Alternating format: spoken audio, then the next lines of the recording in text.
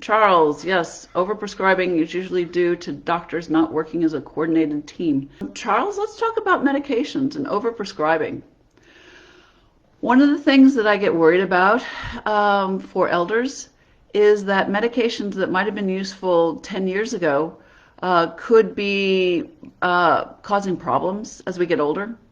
I just saw a gentleman who's in his 80s and he sleeps all day.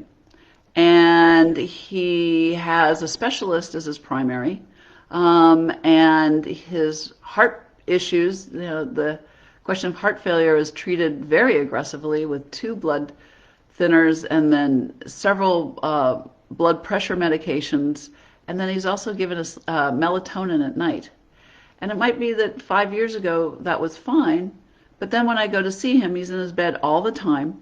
In this case, you also have to be careful if the specialist wants to give 2 blood thinners. So here's a guy who's more likely to fall, and he's on 2 blood thinners, so if he hit his head, he's more likely to bleed in his head and die. He's got a low blood pressure, so even though he needs some medications to treat heart failure, you need a blood pressure higher than 80.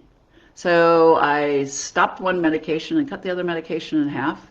In fact, we took away like 75% of his medications, including the sleeping pill.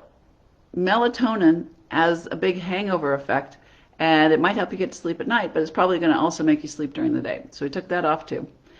And his blood pressure came up. It was much better at 120. His heart failure wasn't worse. Oh, there was also a diuretic. We stopped that. Anyone on a diuretic, summer is coming.